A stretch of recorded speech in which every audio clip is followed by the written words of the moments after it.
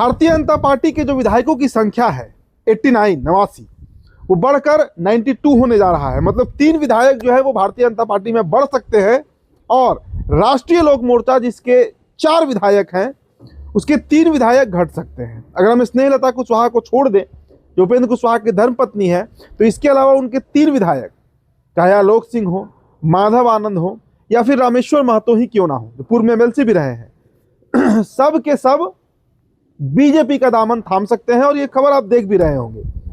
दरअसल खबर की सच्चाई क्या है इसकी पड़ताल हम कर रहे हैं, क्योंकि कई दिनों से खबर चल रही है कि जब से उपेंद्र कुशवाहा के जो सुपुत्र हैं, जो बेटे हैं, जिनकी मतलब लैटरल एंट्री होती है, वाइल्ड कार्ड एंट्री होती है उनकी पॉलिटिक्स में, और बिना वो पार्टी कब ज्वाइन किए, पार्टी में किस पद पे थे, चुनाव उन्होंने कब लड़ा, किसी को कुछ नहीं पता, क्योंकि वो लड़े ही नहीं है चुनाव, और सीधा वो बिहार सरकार में मंत्री बनते हैं।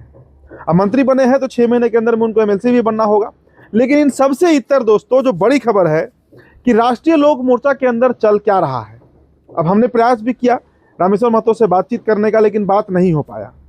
इसके अलावा पार्टी के अंदर से खबर क्या है, पार्टी के कार्यकर्ताओं में नाराजगी किस बात को लेकर। देखिए दीपक प्रकाश की जो एंट्री हुई, जो वाइल्ड कार्ड एंट्री हुई है, उसके बाद से ही रामेश्वर महतो लगातार विद्रोही जुबान बोल रहे हैं। ऐसी भाषा वो बोल रहे हैं जैसे पार्टी के अंदर उपेंद्र कुशवाहा को वो धमका रहे हों, चेतावनी दे रहे हों। और दे भी क्यों ना भाई, रामेश्वर महतो ने उपेंद्र कुशवाहा का साथ उस दौर में दिया, उस वक्त उन्होंने दिया जब उपेंद्र कुशवाहा पार्टी खत्म कर रहे थे, फिर पार्टी बना रहे थे। मतलब एक लंबे समय से उपेंद्र कुशवाहा के साथ रामेश्वर महतो की साठगांठ रही है और खून पसीना उन्होंने लगाया आरएलएम को बनाने में, आरएलएम को खड़ा करने में।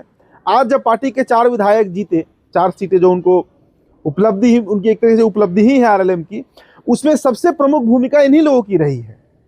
चाहे धन की जरूरत हो, बल की जरूरत हो, किसी भी तरीके से पार्टी को आगे बढ़ाने में इन लोगों ने सहयोग किया। लेकिन जब मंत्री पद देने की बात आई तो रातों रात दीपक प्रकाश खड़े हो जाते हैं और दावा करते हैं कि भाई ये मेरे पिता की पार्टी है तो इस पर पहला हक तो मेरा है, और वो हक ले भी लेते हैं। अब इसके बाद से उनकी पार्टी के अंदर विद्रोह शुरू हो गया। उपेंद्र कुशवाहा की भूमिका बिहार की राजनीति में क्या है ये बताने की जरूरत नहीं है।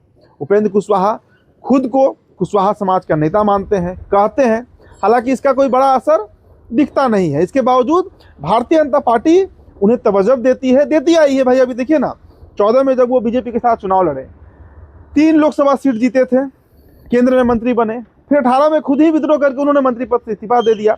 19 में आकर महागठबंधन शामिल हो जाते हैं, फिर आरएलएसपी बनता है, 20 में आरएलएसपी के सिंबल पर चुनाव लड़ते हैं, फिर आरएलएसपी का विलय कराते हैं जदयू में, फिर पार्टी खत्म, फिर जदयू छोड़ देते हैं, फिर आरएलएम बनता है। तो अस्थायित्व तो उनके राजनीति में है नहीं। और जिस परिवारवाद का वो खिलाफत करते हैं, खुद कहते हैं कि हम कर्पूरी, ठाकुर, लोहिया को मानने वाले लोग हैं जहां परिवारवाद, वंशवाद के लिए जगह नहीं है।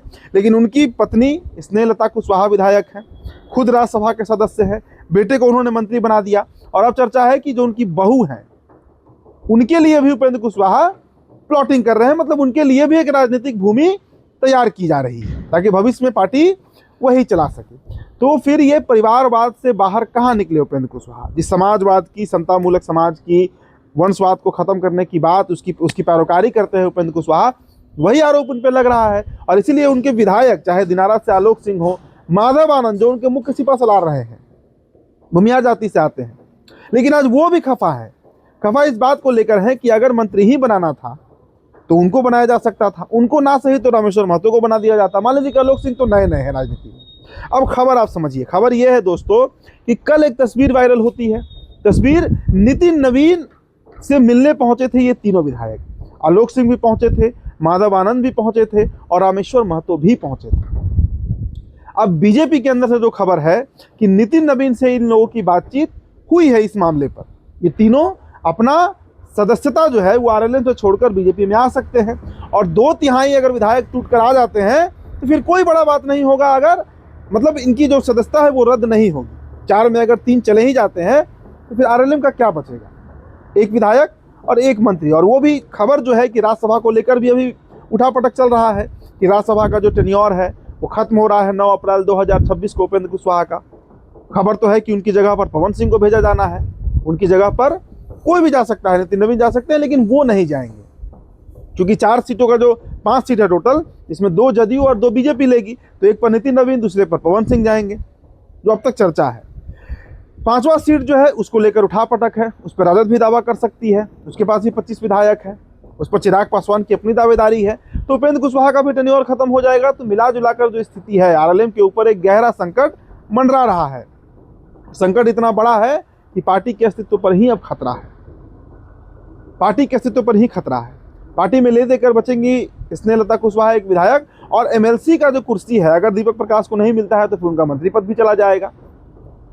तो जो एक फैसला लिया गया उपेंद्र कुशवाहा की तरफ से बेटे दीपक प्रकाश को मंत्री बनाने का, शायद ये दाव उल्टा पड़ने जा रहा है।